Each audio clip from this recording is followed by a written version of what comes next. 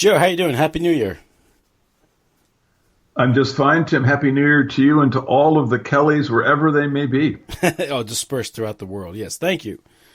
Absolutely. Tonight, well, we have this new movie coming out in a week or so, The Posts. It's directed by Steven Spielberg, or produced by Steven Spielberg, I'm sorry.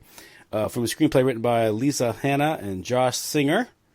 Set in the early 1970s, the film stars Meryl Streep, Tom Hanks, Sarah Paulson, Bob Odenkirk, Tracy Letts, Bradley Whitford, Bruce Greenwood, Carrie Coon, and Matthew Rhys. The Post depicts the journalists from the Washington Post and the New York Times who published the Pentagon Papers regarding the involvement of the United States government during the Vietnam War. I guess this portrays Katharine Graham as the first female publisher of a major American newspaper. She inherited it from her husband, who supposedly committed suicide. So she took over the Washington Post, and with the help of this, aggressive editor, Ben Bradlee, advocate of letting the public know, Graham races to catch up with the New York Times, expose the massive cover-up of the government's secrets regarding Vietnam. It spans 3 decades, multiple U.S. presidents. Together, they must overcome their differences as they risk their careers and very freedom to help bring long-buried truth to light. This is sort of depicted as a prequel to All the President's Men, because the link between, of course, the Pentagon Papers and what the official narrative, how it kind of spurred Nixon into action and creating the plumbers, and that got him into trouble with the Democratic National Committee headquarters in Watergate in 1972, and the rest is history. So we have this movie about the Washington Post, Ben Bradlee, Katharine Graham, these heroes of the public's right to know, of democracy, and taking down corrupt politicians and holding government accountable. This is what we need, this heroic fourth estate. And longer places like the Washington Post are in business, we can be at ease because, the adults are in charge. They're making sure that the government stays honest and the politicians are, stay honest. So what do you think? I think they should have entitled the movie "How Stupid Is the Public?" It is just preposterous. I mean, if you just watch the previews, little clips, you realize just how ridiculous it is. Just you get sick watching it. Oh my God! Well, the thing is, there's another. HBO did it's called The Newspaper Man, which is a documentary, came out last year, and it's the same thing. They kind of portray Bradlee as a right to know, battling the government kind of, journalist with integrity. But this is actually the latest in a series of, kind of mind control operations by Hollywood, to basically make sure that real history is never understood by the slaves. Think about, the film about Churchill, the Winnie the Pooper, The Darkest Hour that just came out, Zero Dark 30, where they give their history version of the Osama bin Laden business. And then a couple others, the Dunkirk film. So they're now, we'll get into this movie criticism. I like the movie critic position. I mean, I see us as kind of the Sisberg and Sisberg and Ebert. I forget those guys. Siskel and Ebert. Siskel, yeah. So I can see it. I don't know. Which one of us would be the gay fat guy? I don't know. But anyway, so Kelly and Atwell. But the thing is that you really need to go after these things because they are, a new kind of ratcheting down of mind control. And I wonder, the question I had when I was going through the Post, and there's a lot of video on it, and there's actually some of the text is available, and I was reading articles about it and seeing, what was going on. So I have a pretty good sense of the film. And I was going, gosh, they must really feel the need to make sure no one thinks clearly at this point, because these films are getting pretty close to being almost self-defeating.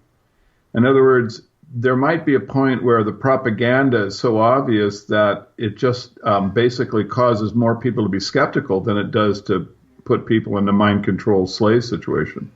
And this latest propaganda piece may kind of cross the line because, you think about Katharine Graham and Ben Bradlee, who are sort of the central characters. Tom Hanks and Meryl Streep play these two. You have them portrayed as, of the people, for the people, fighting hard, for this. But nowhere in the film does Operation Mockingbird get mentioned, right? And see, this is kind of what I think causes these sorts of movies to be made. I think that the Mockingbird press, that phrase is getting out into the public, and so I think the response is to make this kind of ham-handed propaganda piece to try to divert as many morons as they can. And I don't mean to be denigrating the public, because they are victims. But I'm just saying is that in the sense that they're not thinking people, right? That the great mass of individuals that succumb to the propaganda simply, are not skeptical, don't try to critically review the material. And so that's why I characterize them as kind of mindless, Well, that group, I think, is the audience for something like this. Because here you have Graham and Ben Bradlee. We'll get into Bradlee's background in a little bit, but Meryl Streep, by the way, plays Katharine Graham. She also played Julia Childs, who also was a CIA agent, OSS agent. So. Right. Well, I mean, the thing that you just like you wonder, you kind of scratch your head, is that Graham's father, Meyer, was the head of the Federal Reserve. Now, how can this woman then become, all of a sudden this person who's, for the people? Well, because the Federal Reserve isn't political; it's independent. Well, I guess you're right. So it must just somehow it just doesn't. But you see, this is the kind of detail that they can't let this stuff slip in, because then the mindless will go, wait a second. I don't like the Federal Reserve, because now the Federal Reserve is, even though that was sort of like subterranean for a long time, now because of the financial crisis, a lot of people are going, well, the Federal Reserve is a bad thing. Meryl Streep's such a lovable character, and this Katharine Graham seems like she's really fighting for, honesty. And then all of a sudden this detail comes out, and so they keep these things out. And then they also keep out the connection between the Washington Post and the CIA, which are extremely well documented in this particular era. And so that all has to just get pushed to the side in order to keep this kind of Trump era fake dialectic, fake conflict in the public's mind, in the mind of the public that isn't thinking. Because if you start just getting into the ordinary facts about the Post, it becomes completely clear that it's just a mouthpiece for the CIA, right? Yeah. Katharine Graham's husband, Philip Graham, worked for Frank Wisner, who ran Operation Mockingbird. Yeah. He recruited him, and then when he married Catherine Meyer, her father-in-law put him in charge of the Washington Post. I think that's how it worked out, if I have that correct. Right. That's exactly right. And so, but I mean, you see, when you get just these basic kind of family connection facts, they completely put a monkey wrench into this whole narrative that they're trying to get the public to believe, that the press is, somehow on your side and is not a propaganda a device of the government. I think that I actually think that this may be just a little too ridiculous. And I think that because of the so much information has come out about the Wurlitzer, this Wisner, when he was the head of the CIA, he was quoted, and it's a correct quote, that the CIA was basically he was the maestro of a mighty Wurlitzer. Mm-hmm. He was capable of playing any propaganda tune he desired. And so, you had a book came out years ago, The Mighty Wurlitzer, How the CIA Played America. And it gave a really good overview of Operation Mockingbird.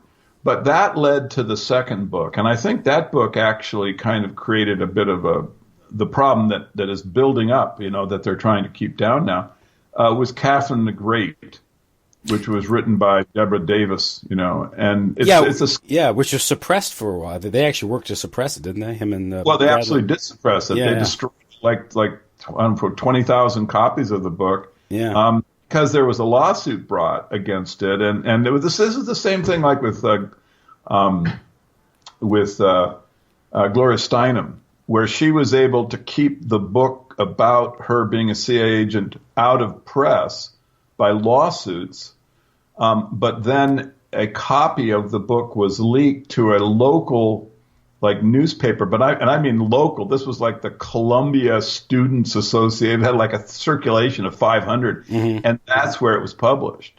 And then that led to her, to Steinem's admission, and then lying, trying to do a limited hangout. But when Catherine the Great came out, it just said point blank. They go, look, this newspaper and this woman are CIA assets.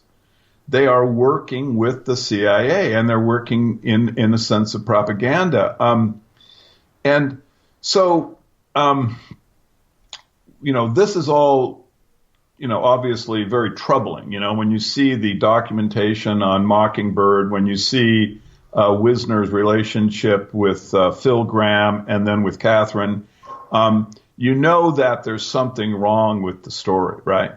That there's something that the movie version, the Steven Spielberg version is that you're being given is wrong. There's something wrong with it. And so, when you go like a step sideways, look at Ben Bradlee, because you have the two heroes. Tom Hanks plays Bradlee and Street plays Graham. But Bradlee, now, Graham is Jewish, right? Her dad is Meyer. He was the former head of the Federal Reserve. He's the one who botched the financial process during the Great Depression. I mean, it's just you don't even want to go too far into this. It just becomes ridiculous. But Bradlee, he was from the Boston Blue Bloods. Very interesting guy. But the thing is Bradlee you look at the guy's life and he's just completely a CIA asset. Now, wait a second. Okay, so he married Antoinette Pinochet. Now, do you know whose sister this is? Oh, you mean Pinchot? Not. Yeah, excuse me. Yeah. Oh, yeah, that's Mary Pinchot Meyer, right? Yeah. Right, it's her sister, right? Yeah. So suddenly you're into the Kennedy assassination, mm-hmm. Clique. And her friend is James Angleton. Right? Yes, and they have and they bump into each other. Another odd. Right. So they're these friends, now,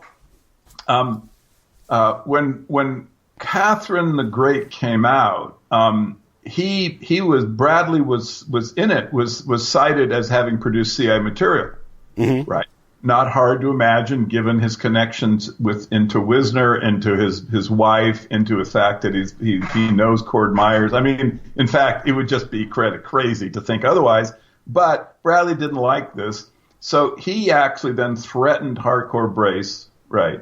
Again, it's the same thing. He says, I've never produced CIA material. This is fake news, and I'm going to sue the hell out of you. And so they were able to, he and Graham were able to get the book crushed, and they actually destroyed 20,000 copies of it. Mm-hmm. However, the author was a little upset about this, And so then she went to the Freedom of Information Act and got documentation that Bradlee had in fact produced CIA material. This was in Europe when he was the U.S. attaché, then also Newsweek bureau chief, right? Wasn't it? Exactly, yeah. But they actually had she got that Bradlee had written like a 30,000 word analysis for the CIA on a number of these issues. The Rosenberg's a legal issue, which the CIA was involved with. Mm-hmm. So the State Department documents clearly showed that Bradlee was lying. And this is really important. You know, it's like when you can show that Gloria Steinem is lying about her CIA connection. It's not enough to get caught being a CIA agent.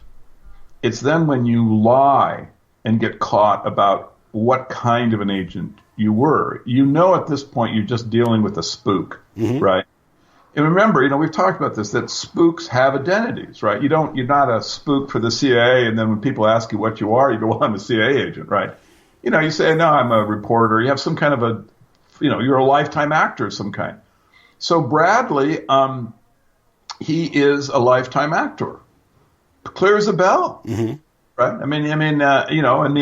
The CIA's, and obviously they've taken over the media, right? Wisner's Operation Mockingbird has been, deep and successful. He bragged about having 3,000 people on the payroll. Bradlee is one of them.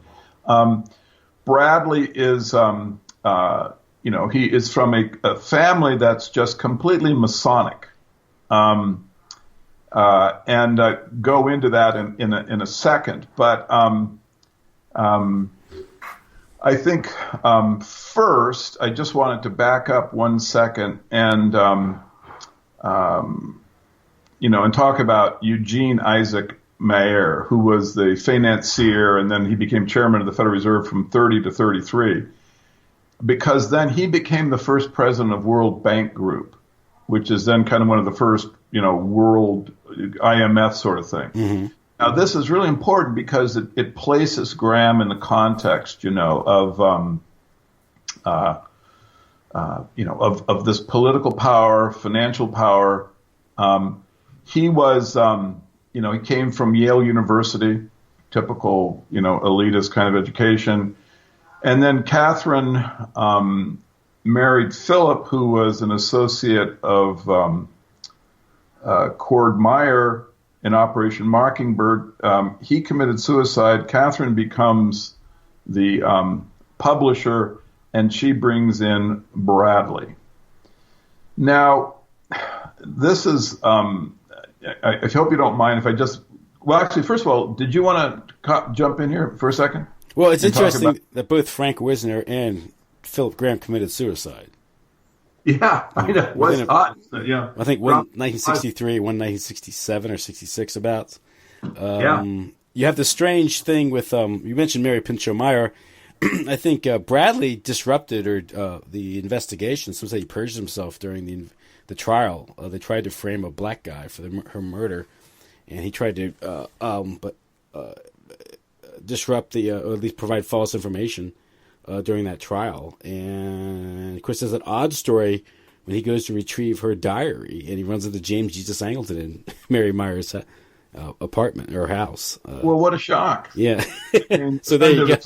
It was why. I mean, this is.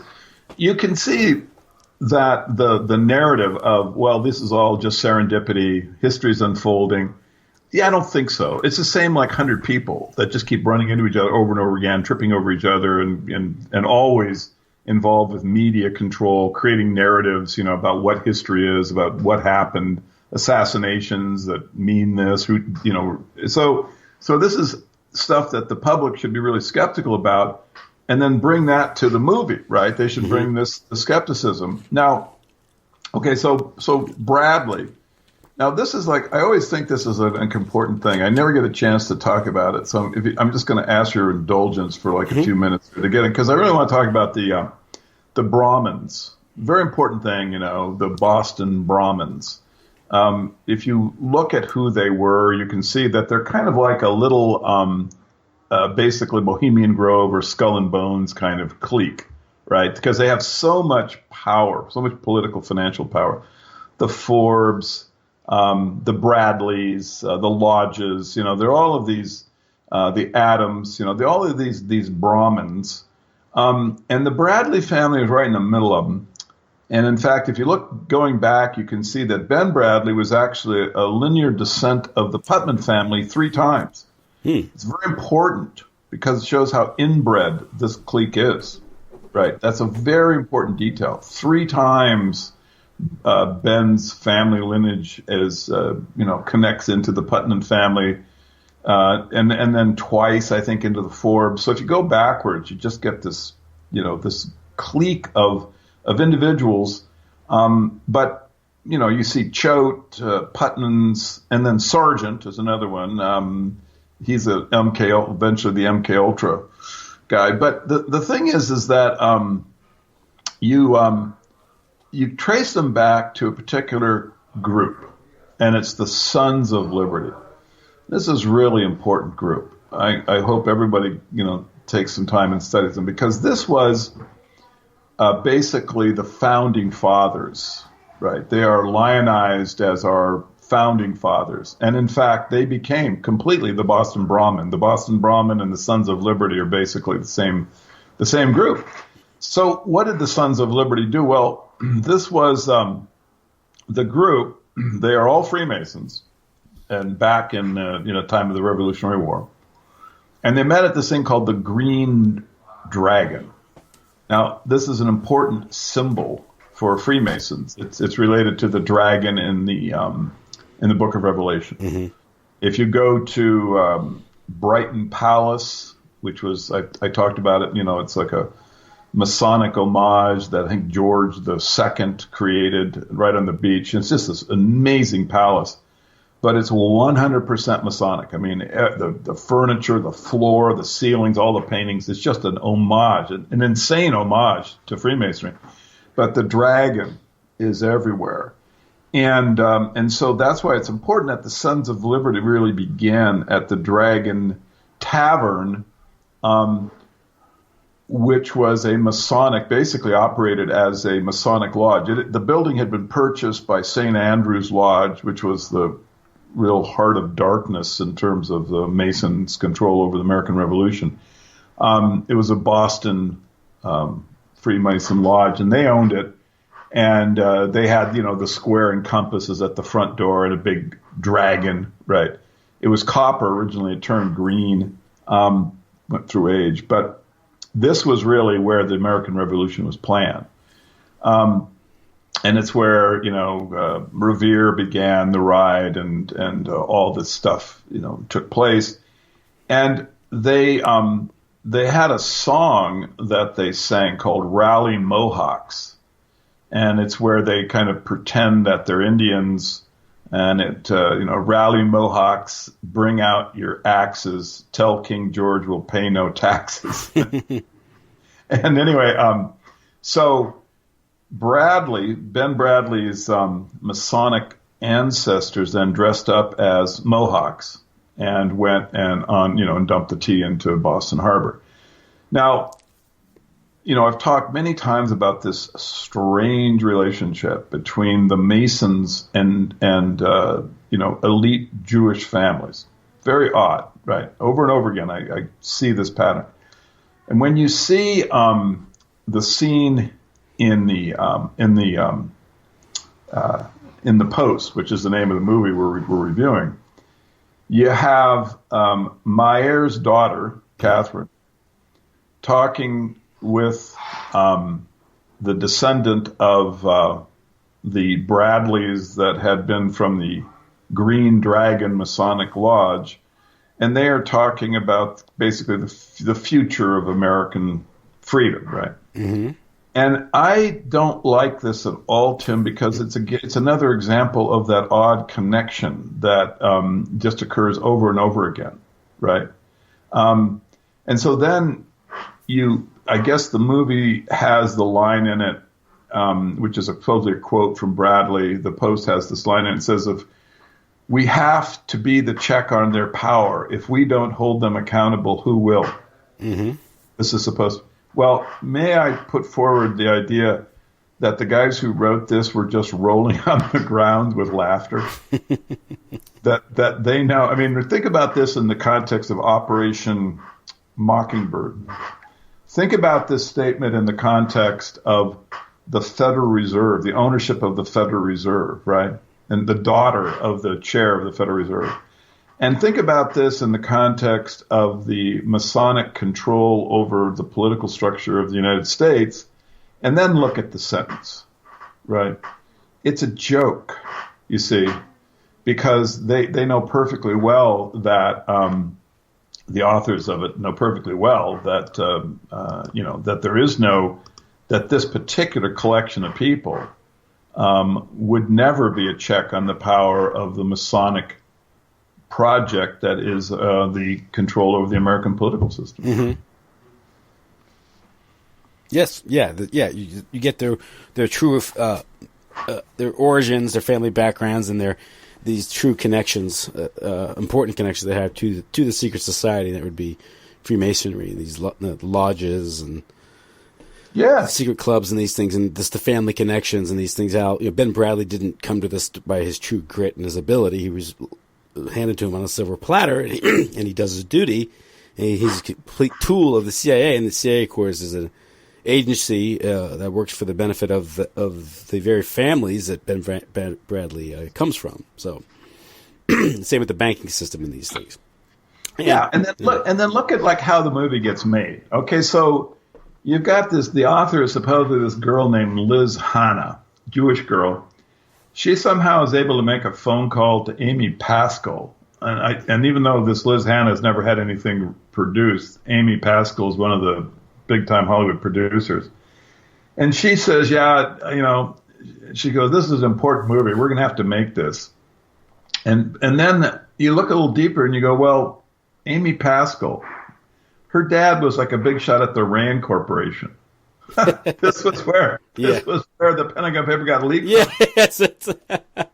I go, well, wait a second. That's right. I mean, this is kind of a little weird. And then you go, well, so Liz Hannah, Jewish gal, talking to Amy Pascal, Jewish gal, and Pascal then says, don't worry, I'm going to get Spielberg, Jewish guy, right? So you get this little collection of Jewish media people creating a history that then the people are going to watch it are going to get a particular idea of what's real, and 98% of these people are not Jewish. No, right? especially when you hear the names like Bradlee and Graham. Right, and you go, Bradlee and Graham, well, this must be, Now, Hannah, I think, let me tell you something, Tim. I think this Liz Hannah has a future in show business because after writing the Post, she just got signed on to create a new movie called Only Plane in the Sky for MGM.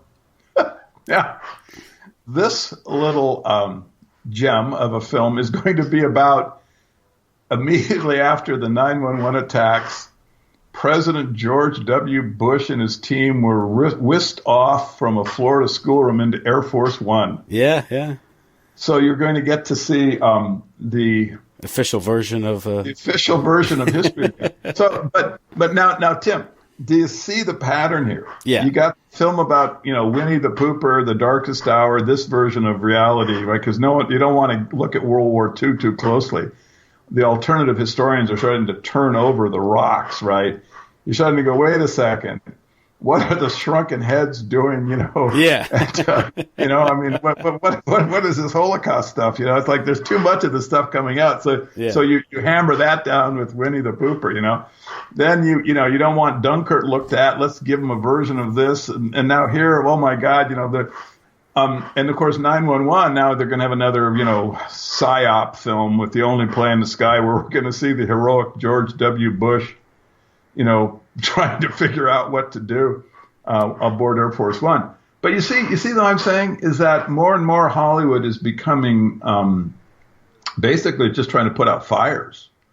I mean, this is what I really think is important about the Post, which is just the stupidest, most blatant propaganda thing imaginable, is that it's in this pattern now.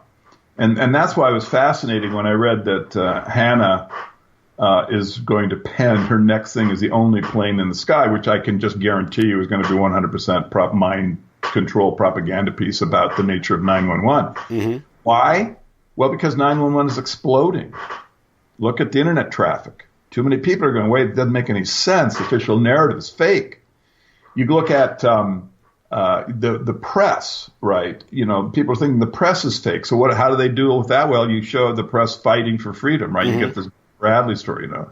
World War II, you know, it's like the Holocaust thing is unraveling. The whole thing about how the war started, what was going on politically inside of the different camps. It's all collapsing. So let's bring out, the darkest hour to recreate the emotional mind control, that keeps people battened down. So that's what you're seeing, and that's what the Post is. It's just in this obvious genre of mind control that's needed now because the alternative history is starting to get too much traction. Mm-hmm. And mark my words, Tim, Kellyanne Atwell will be doing more film, predicts in the future because these guys are going to keep coming right after us with this crap. Yeah, with all the propaganda in these high budget, admittedly well produced movies. You can have the Post. I saw a scene where both Bradlee and Katharine Graham are contemplating the risk they're taking, and the paper will be shut down. They'll go to jail, as if that was ever a chance of that happening. And the whole Pentagon, it is funny that her father worked for the Rand Corporation. Of course, that was supposedly where the Pentagon Papers were leaked.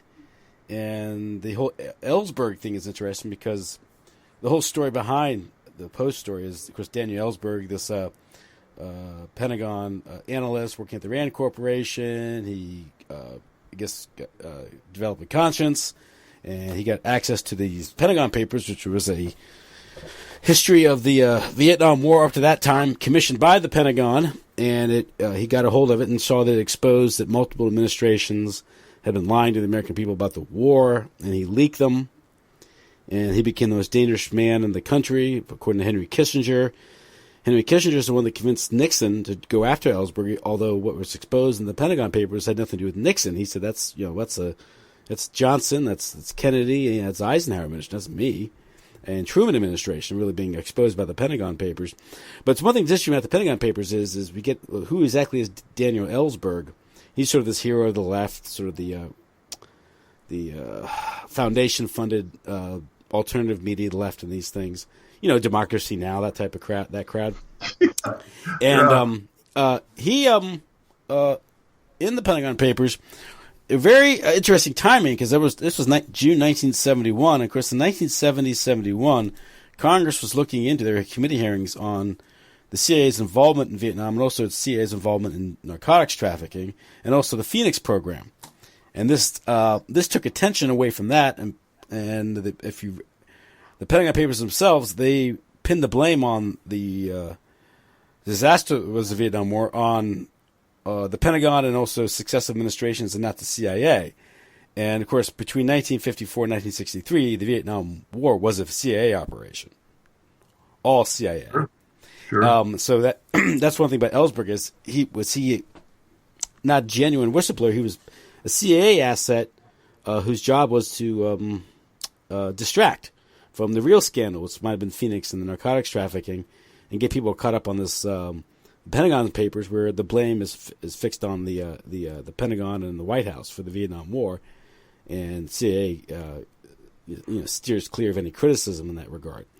And surprise, surprise, Ellsberg's never prosecuted, or he's never convicted. He goes free and becomes a celebrity. Now he's on the speaking tour where he makes $10,000-$15,000 a speech and these things. So he's all happy. And if you've ever listened to some of the talks or articles read the articles written by Douglas Valentine, and when he talks about Daniel Ellsberg, what he says it's a limited hangout. Ellsberg, his job is to show, make sure that the CIA or the government shows a little leg, gets people thinking that they're being told the truth, and the system works because people like Ellsberg and there's other whistleblowers out there that are ultimately going to keep the government honest, and they can go to newspapers like the Post, and the stories are going to get out. and we're going to know what happened. And of course, that's also this also tells a lot about what happened with Watergate, because Watergate's, of course, connected to the Pentagon Papers, because supposedly Nixon got these team of plumbers because of the Pentagon Papers, and it was Kissinger, who was Nixon's handler. He worked for Rockefeller, who got Nixon to go after Ellsberg, and set him up. And it appears that Nixon was also set up with Watergate by various spooks and people tied to the CIA, namely George H.W. Bush, who Nixon had not. One thing's Nixon's political career. He owed his political career to Prescott Bush, and right. he didn't pick Nixon as a VP in '68. He picked Spiro Agnew, but he did bring him in as the UN ambassador, then also the envoy to China, and ultimately the RNC chairman during the Watergate era. And a good book on this is Russ Baker's Family of Secrets about Bush, because in that book he connects the Bushes to Watergate, to the Pentagon Papers, and also to the Kennedy assassination, all the intrigues therein. Makes all these connections. That really Nixon was set up for this. And, of course, Nixon's fall ultimately puts Nelson Rockefeller within a heartbeat of the presidency. So, yeah, whatever you want to go with that, that's interesting. And as soon as I think we mentioned this in our talk last week about the '70s, was as soon as Rockefeller becomes vice president, Ford's shot at twice. Right. Yeah. Look out. Yeah. Yeah. Well, see, I think the way that I look at like Ellsberg and the Pentagon Papers and how this leads into Watergate is that the whole thing is fake. It's like the lead up to World War I. I mean, once you start to peel back, some of the layers, and you can see that they're lifetime actors, mm-hmm.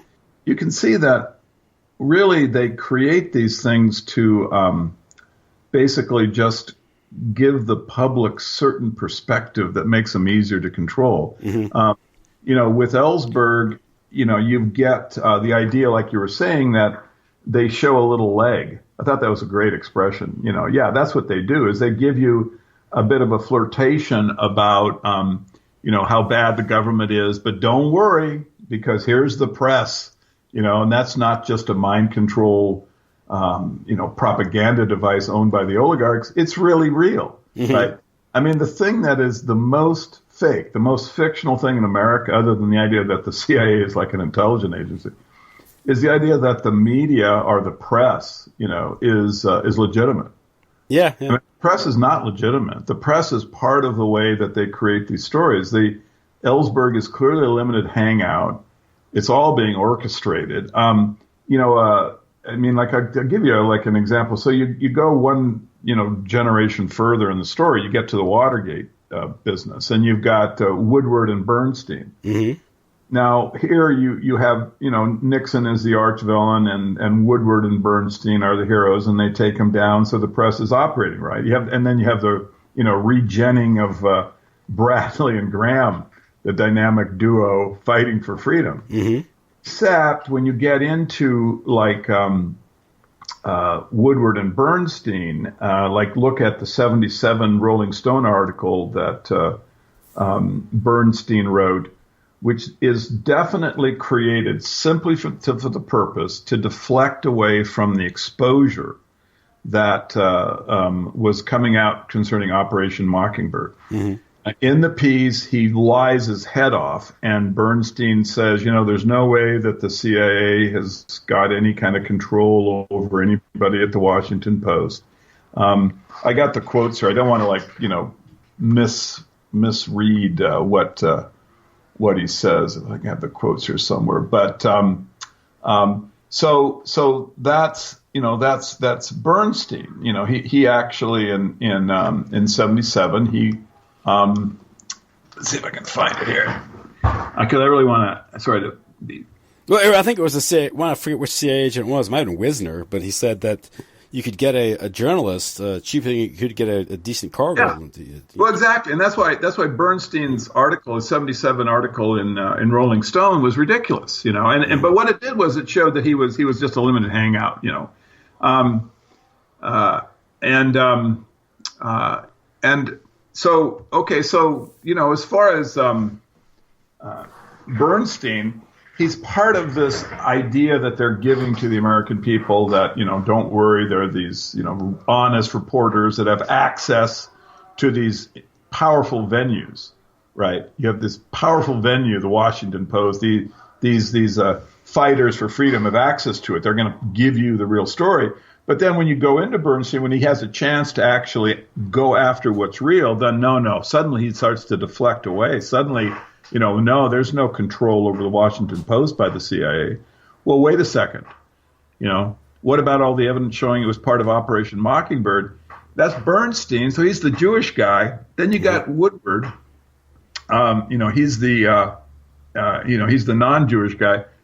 Well, what about Woodward? Where does he come from? Well, he's from Yale. That's not a good sign. Yeah. But what's worse is he's a secret society guy. See, this is the you get right back into Masonry, because he was people talk about Skull and Bones at Yale, but I think actually it's the Book and Snake is the secret society that's the most evil of all of the secret societies. We'll have another show about this to go into it, but.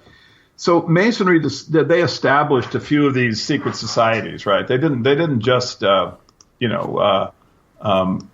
the Skull and Bones. When was it? In 1848, well, first of all, in 1832, the Masons established the Skull and Bones, right? Yeah, okay, yeah. So it's a Masonic adjunct. It's sort of like, they don't want to call it the Freemason fraternity. They call it, this weird Skull and Bones. The Skull and Bones referring to the, on the apron of the Masons, they have the Skull and Bones in the back of it, right? Then in 1863, because this unit had filled up, they create another one. It's called the Book and the Snake. And they have, instead of the Skull and Bones, they have the snake swallowing its tail, which is, one of the key with the Skull and Bones symbols of Masonry. So they're not even hiding it, right? They actually had, I think, 4 Masonic, secret societies. But the main thing is that, this is where Woodward comes from. So now you have, again, the same weird pattern. The pattern you've seen with Graham and Bradlee is now repeated. If it was like Bernstein and Woodstein, then you might get a sense, well, it's too much, Jewishness that this is suspicious. Or Graham, if Graham was still called Meyer, and then Bradlee had a Jewish name. So then you'd have, you'd be suspicious. But instead you have this combination. But the problem is when you look into the Gentile half of the partnership, you get tacked into Masonry. And now you're into this weird world because, you have Christianity. But if you are in these secret societies, these oath-taking secret societies, you've got to put an asterisk next to that Christianity business. And that's why the Brahmins, the Boston Brahmins, which are completely Masonic, their origin is the Sons of Liberty, which is it is not even there's nothing hidden about this. This is a Masonic organization. This is where they come from. And so, you have now this group controlling how we understand our history. And this group is now telling us, that the press is something we can trust, right, to have our interests at heart. But gee, Tim, I don't think that's a very smart position for the public to have. Do you? No, I think it's one should be a little more sophisticated and skeptical that these large, news corporations are looking out for our interests and don't have, corporate and governmental and financial ties. I mean, just the idea of a newspaper or a media conglomerate not having ulterior motives or separate agendas, and then other than keeping the people properly informed so we can have a functioning democracy. That's ridiculous. But just you get back to Brent Bradlee in the Washington Post and his role in covering things up. You mentioned the Bernstein writing for Rolling Stone, which again would try to market itself as sort of a out of the mainstream, publication, even though it was, it's corporate and all that stuff. That's why I was in Rolling. Apparently, couldn't get it published in like Newsweek or the Washington Post. That was the story. But a couple things. I mean, I believe in the late '80s, early '90s, Ben Bradlee, he was still in control of the Post at that time, used the Washington Post's considerable power to cover up the Craig Spence thing, because that scandal. And the Washington Times ran an article about call boy ring went through the White House, and this exposed a lot. This would expose also the sexual perversion and deviant behavior among Washington's political elite, who are being bribed and blackmailed by the intelligence agencies. And this is this is a control mechanism. Everyone has their control file, and that's one method. Was an asset like Craig Spence, who would procure prostitutes, even children, for government officials and politicians. But the Washington Times kind of leaked this out. Then it was suppressed, and the Washington Post did its job in sort of disregarding a story, or crackpot story. They also Washington Post played a big part in destroying the career of Gary Webb, who exposed the role the CIA played in bringing cocaine into Los Angeles as part of the Contra operation. And of course, that's important because I think reporters like Walter Pincus, this political reporter, who was eventually exposed as a Mockingbird asset. Right. Exactly. Yeah. And so here we got these two stories. This Washington Post, who's out there, supposedly this paper, and is out there defending the people's right to know, keep the public informed, engaged in these cover-ups, which could have exposed the true nature of the political system and the ugly reality is just beneath the surface. And it literally is just beneath the surface. Yeah, that's right. Well, I just wanted to go back, and because I pulled up the quotes on Burns from the Rolling Stone article, because I think this is really important. It's really important when you look at this Bernstein character to think of him as a lifetime actor and a specialist in limited hangout, with the idea of like creating kind of a realistic sense of a media that's out for the public. And so Bernstein's article was actually, the one I'm referring to was his 1977 article, which was actually about the CIA infiltration of the media, right? And because this had come out in the Church Committee hearings. And so Bernstein wrote the Rolling Stone article with the idea of like giving this information, but actually it deflected away from the most important element, I think, in play at that time, which is the Washington Post links to the CIA. And this directly reflects on the movie that we're talking about, is that he said that he made no mention whatsoever of Bradlee's ties to the CIA, which in fact are, no investigative reporter really looking for truth would have overlooked. And he actually exonerates the Post of any ties to the CIA. He wrote, all editors-in-chief, Bradlee, and managing editor of the Post since 1950 say they knew of no formal agency relationship with either stringers or members of the Post staff. If anything was done, it was done without our knowledge. Right? And so, there it is. That is the limited hangout. That is showing a little bit of leg. The Church Commission has pointed out that, Operation Mockingbird existed. But here is where you had a chance to really blow the thing open, and Bernstein went completely 180. And he's never called on it. No, exactly. Yeah. I mean, because see, there's no one in power in the media. See, this is the thing. The media is like a reality TV show, except it has a script. I mean, it's just fake. I mean, so at the level where, things are being done, it's this organization that is trying to create a story for the people that they will mistake for reality, so to make them easier to control. So they won't see that these organizations are, in fact, like the CIA and the Washington Post, are actually at the upper levels are actually using these organizations to enslave the public. Propaganda. And also, if you just look at the politics of it, just the even on an overt level, with the Pentagon Papers, these largely were Democratic scandals. Democratic Party scandals with Lyndon Johnson, Kennedy, Truman, these things. But Nixon, somehow this ensnares Nixon in this thing. Right. Yeah. So that they don't even cover that aspect of it. And also the fact that Katharine Graham herself was a strong supporter of Lyndon Johnson, Right. And so she's never called to account for that, as if, wait a second, here's the Pentagon Papers, you're a strong supporter of Lyndon Johnson, and the Pentagon Papers, supposedly they're exposing the corruption and incompetence of the Johnson administration, these things. But it's all a game. And,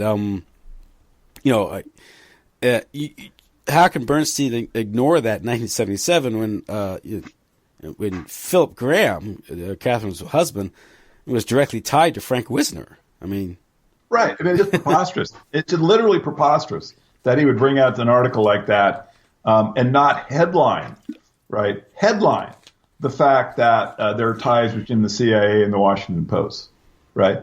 So instead, all of his credibility, because he is this, this was written after the Watergate papers. I mean, his credibility is now being used for propaganda.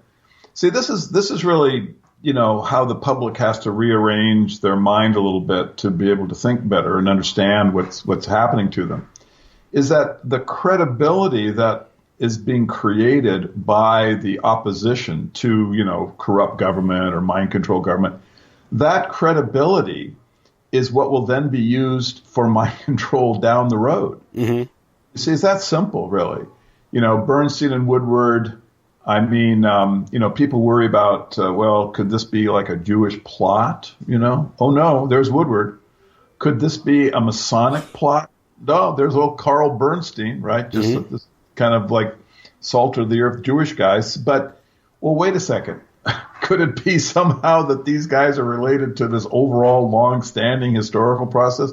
You see, this is the thing. And because the media doesn't have any powerful venues, in other words, that have a lot of people like paying attention to them, until the alt media popped up on the internet, they could get away with this stuff.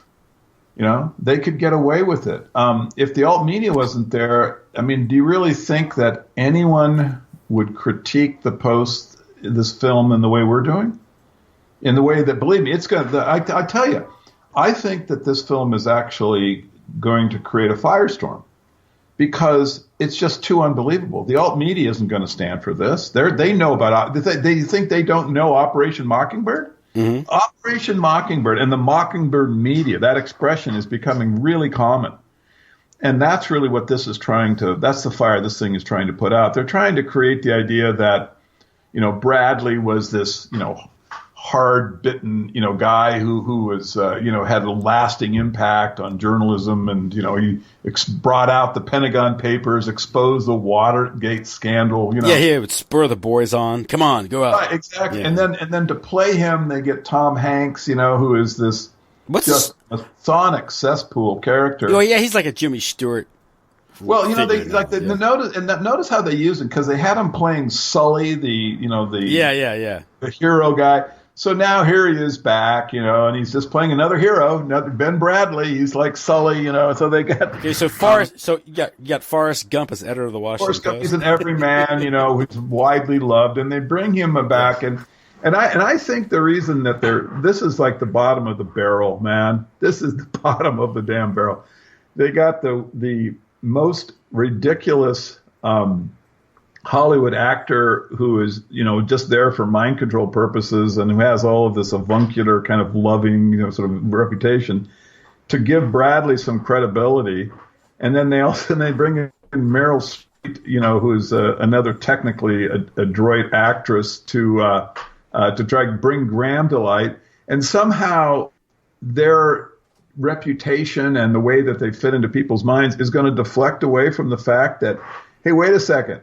We just made a film about the Post, and we forgot to mention Operation Mockingbird. Oh, my gosh. We forgot to mention Katharine Graham is like a CIA asset.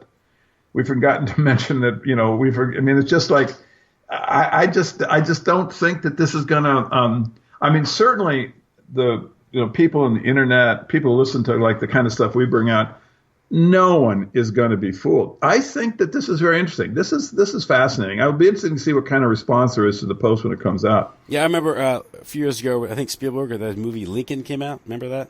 Yeah. And at the same time, there was a movie called Abraham Lincoln Vampire Killer. Right. And I said, well, I don't know. I think the Vampire Killer one's probably more accurate. Yeah, couldn't be any worse.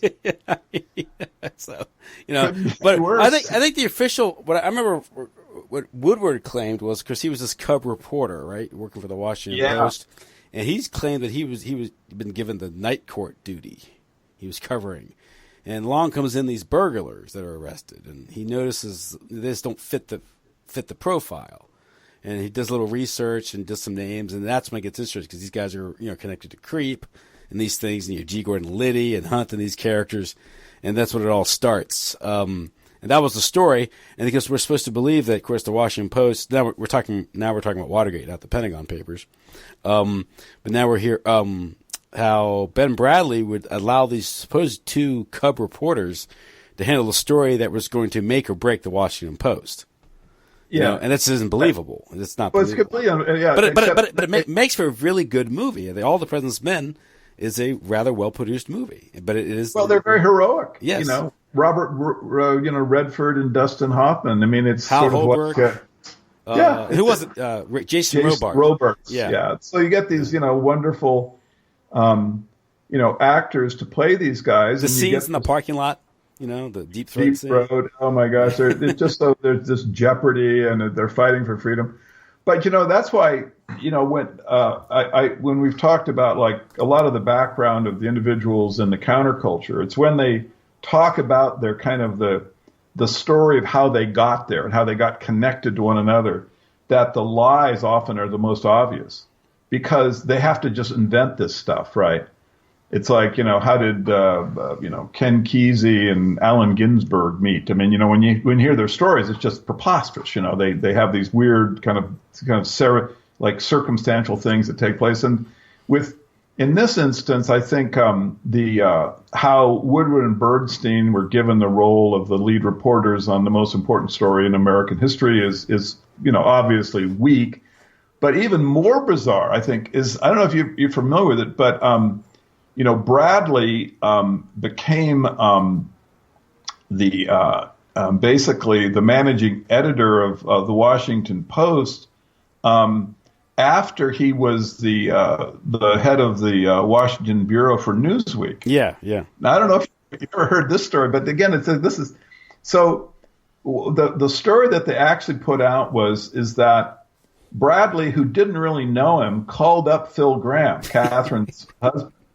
And he said, you really should purchase Newsweek magazine. It's for sale. Now, he doesn't know this guy, but he says, you're right. I think I will buy it. And then 2 weeks later, he coughs up the $15 million and he acquires it and he makes Bradlee the bureau chief. That's how it works in real life. Right, well, sure. No problem. I mean, this is the thing when they put these stories together about because then you have the, circumstantial evidence is hard to fake. It's hard to make, and so when they create the stories of like, well, how does a guy who comes out of the CIA and working in Europe end up as the managing the Newsweek, the Washington Bureau? Well, this is how he then, the story just makes no sense. It actually reminds me of the story about, how Spielberg comes across this film in the first place with, supposedly, Amy Pascal, who's this really high-powered producer type, accepts a call from a writer who has no background, and they decide that, it's like, and in this one article it goes, Pascal says to Hannah, this is an important movie. We're going to make it. This reminds me of like Mickey Rooney and Judy Garland, I know. Let's put on a play. Let's put on a show, yeah. Yeah, and so they go, I know Steven Spielberg. He'll probably agree to put it on because it's an important film. Sure, he will. Of course. That's all how it works. And he's not doing anything. He's just he's just hanging out, staring at the shark. And so well, wait, Pascal, your dad works at the Rand Corporation. I mean, this is a little weird. And the fact that then Hannah, well, let's make her write the only plane in the sky.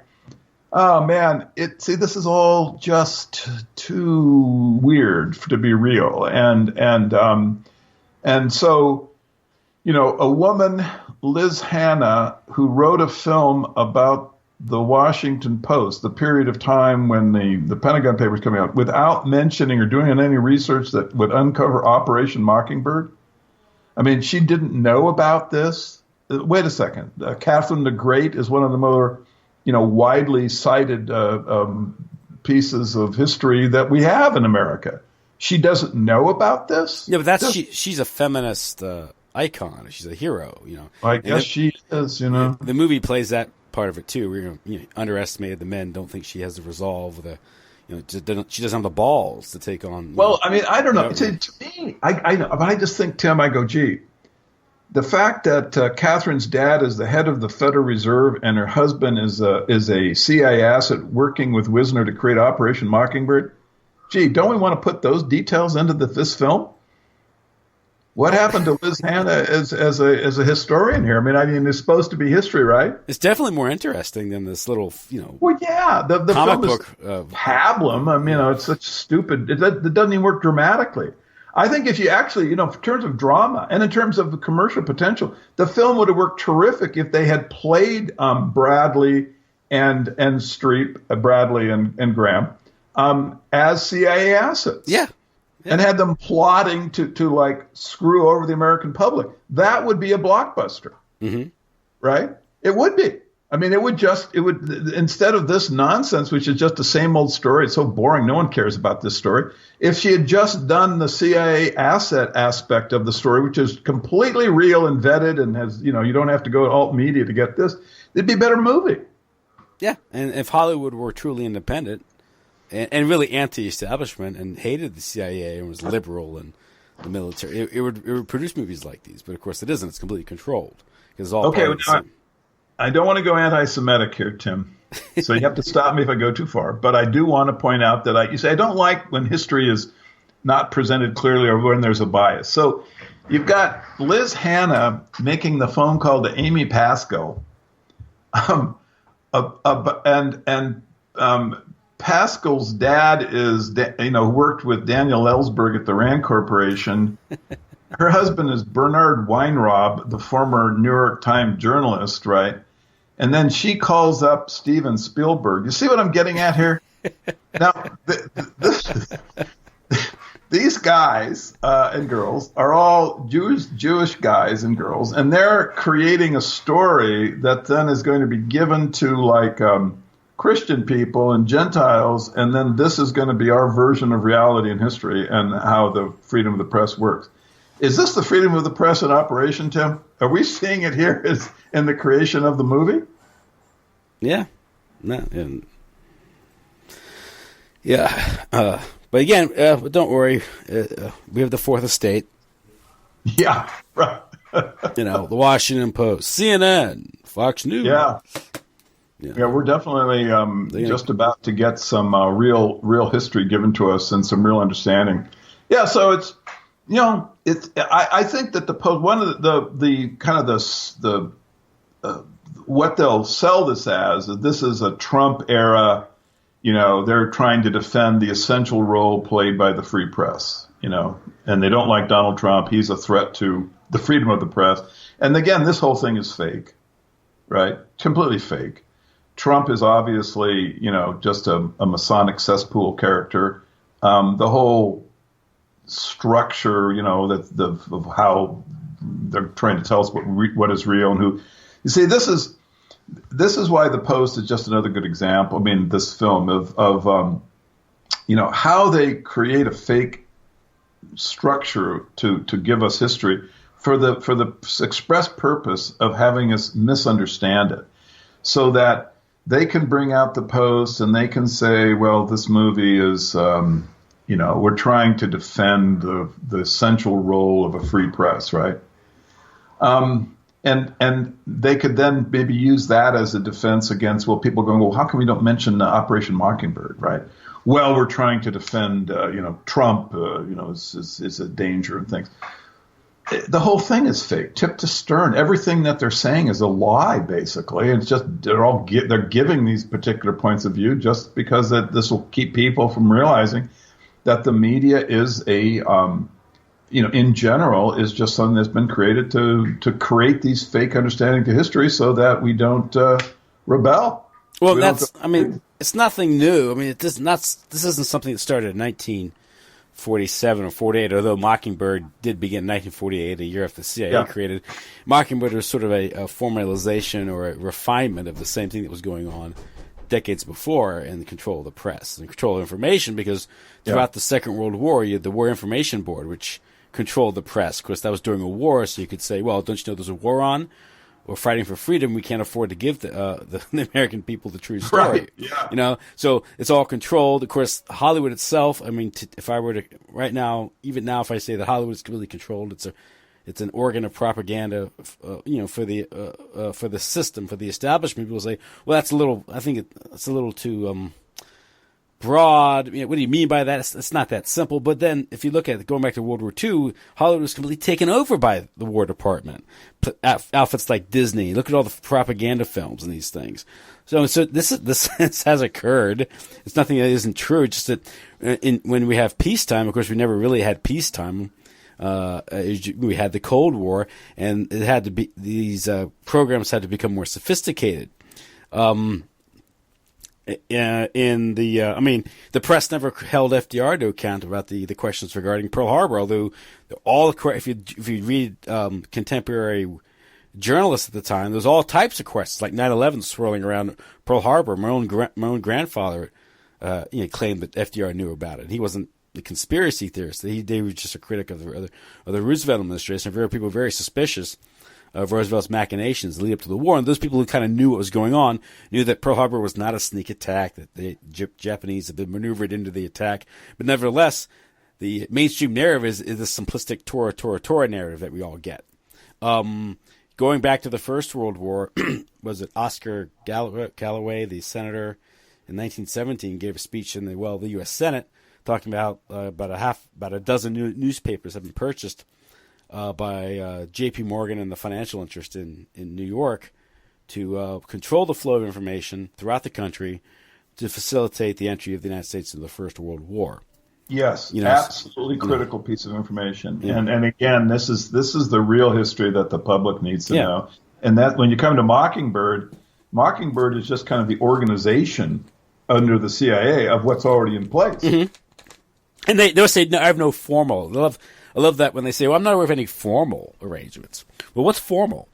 We're getting into a semantical argument here now because, again, when you talk about outfits like RAND or the Essel Institute or the university system or the psychiatric hospitals or even the media itself it doesn't have to be formal because we all know that people like Walter Cronkite, the guy who told us how it was for so many years, was an intelligence agent. He was a propaganda, agent. He worked for the I think it was Office of War Information or OSS, one of the other things. And same with Sarnoff at ABC and all the journalists that fanned out after the Second World War when those offices were shut down or reorganized. They went into media. They went into radio. They went into advertising. It's so easy because it's like they go, well, they're not a CIA employee. Right. Well, I wanted to remind you that in 1976, when Bush took over from Colby, yes, he made a statement saying, effective immediately, this is a quote. He said, effective immediately, the CIA will not enter into any paid or contract relationship with any full-time or part-time news correspondents accredited by any U.S. news service, newspaper, periodical, radio, or television network or station. But then he went on to say, but we will welcome voluntary unpaid cooperation of journalists. Now, see, the problem is that it's sort of like MK Ultra. Well, in terms of like funding, you can, if it's like, just some kind of straight psychological experiment, they can fund straight through MK Ultra auspice, right? Mm-hmm. Right. So you can write the check. But they also have the Geschichte Fund, mm-hmm. right? Yep. So if it's really black box stuff, they don't want, so this is how easy it is to get around these. Or you if you're a journalist that does, follows marching orders, you find yourself getting salary increases or book contracts. Of course, they can manipulate it that way, right? So like Bob Woodward has a mansion in Georgetown. Why does he have a mansion in Georgetown? Yeah. And why is Gary Webb dead? Yeah. That's a good question. Exactly. So the Post is just it's a great movie, very timely, because it exposes Hollywood as a absolute organ of government and secret society propaganda. Mm-hmm. And I don't think that this kind of propaganda has a future, because I actually do believe that the alt media may take a while, but it will, there's just in this kind of a movie, there's just too much lying and known facts which are omitted, that the public will really swallow the propaganda aspect of it, and that's why this is kind of an interesting thing. I didn't get it. I touched on it earlier, but I've been wondering when it's going to be that the propaganda will become self-defeating. In other words, this is supposed to crush, curiosity about Mockingbird and about control of the media, right? Mm-hmm. Mm-hmm. But because they have to lie so much to create the narrative in the film, I'm wondering if it's actually going to have the opposite effect. In other words, that's what I'm wondering, is that when you get like the Churchill film or the Dunkirk, or whatever, all the Hollywood propaganda stuff, and now you have the Post. At some point, as the alt media develops, as the schematic gets built out, by shows like the ones you put on and other people, what will happen is that there's just too many people who know about Operation Mockingbird. I mean, you see what I mean? If like 25% of the people in the audience watch the Post and they go, wait a second, where's Operation Mockingbird? Where's Graham's background and Bradlee's Masonic family? I mean, where's all that? Yeah, and why was Ben Bradlee trying to steal Mary Meyer's diary? Yeah, why about? See, this is exactly. You see, once the facts are out there and they're known by what fraction of the public needs to have these facts to make the propaganda self-defeating, actually having the opposite effect. And I don't see, it doesn't have to be 100%. I think if you get to 20% of the people are going, this is nonsense. If they know it's propaganda, then it not only doesn't work as propaganda, but it has the opposite effect. It will make more people aware of the fact that Hollywood is a controlled entity, that people like Spielberg and Hanks and this group are actually assets. And also, Ben Bradlee was as much as an actor as Tom Hanks. Yeah, that's right. And there's no difference between Hollywood and news. No, you see, this is the thing. It's like it just the fiction spills out. I mean, basically, this has the same kind of level of reality as the shark movies. Yeah. Yeah, I mean, it's just another version of Jaws, except it's the Post. But there's nothing real in it. The only thing that's good about it is that it's so bad. I think the propaganda is so obvious that I think it's close to the point where they have the tipping point where the propaganda stuff is just, And what's interesting is that you'd think with the attack on all of this that's going on, that they could come up with a better propaganda structure than this one. Is this the best they can do? Is the Post? And this is pitiful. Yeah, because if you just know a little bit of the story, just a few of the questions, you realize this is just a horrible, crude propaganda piece. Yeah, I mean, anyone who knows about Operation Mockingbird and the Post relationship to it. I mean, my God. I mean, Katharine's husband and the owner of the newspaper was the liaison between the CIA and the press, the media, right? I suppose it's probably like a large contingent, like a solid, 40, 50 million baby boomers who this was their thing and they remember it. And, and this is what they believe of the era. It's almost like trying to get, people who worshipped Ronald Reagan. Right. They have an image, and they're not going to be denied their fair love of him because he made low taxes and made America great again, the great communicator, and they don't see him just as a Masonic cesspool Bohemian Grove character who just had a persona that he played well, and for God's sakes, the guy was a trained actor. I mean, you think he was lying about something? What he did for a living, So it's the world is filled with lifetime actors, Tim. All of the people on the stage basically are, when they get to the point of, Woodward and Bernstein or Noam Chomsky or Richard Nixon. I mean, these are actors, buddy. Yeah, they're actors, and Reagan wasn't. You never met Reagan. He was an actor. No. He was an actor when he was acting, and he was an actor when he was in the White House. But if you love the role he played, it's very hard to let that image or that icon be shattered. That's the problem, and I guess that's why this is what is powerful about this movie is that Bradlee, being played by Hanks, is probably a character that will emotionally affect people, and their calculation is that emotional connection that Hanks can make, between Bradlee and the audience, is a successful mind control, and that enough people will fall into that it'll basically help their position. I don't know. We'll see. I am optimistic that this could be the first of a series of complete catastrophes that Hollywood actually brings out. Propaganda films and the public rebels. They go, this is nonsense. We know you're trying to control our minds. We know it. We know this is nonsense. We know this is not historical. We know that which is great about it is that if they actually can look at this film and they can see Streep, or how do you pronounce her name? Meryl Streep? No, Streep. Streep.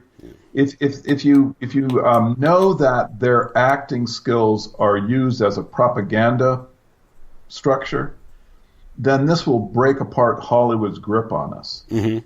Right. So The Post is actually kind of an important film. It's if we can get enough people to look at Hanks's performance and Meryl's performance and say, and realize, wait a second, this is obviously propaganda. Then when you then come back to looking at another video character like Ronald Reagan, you can then say, well, he's as fake as Hanks and Meryl. Mm-hmm.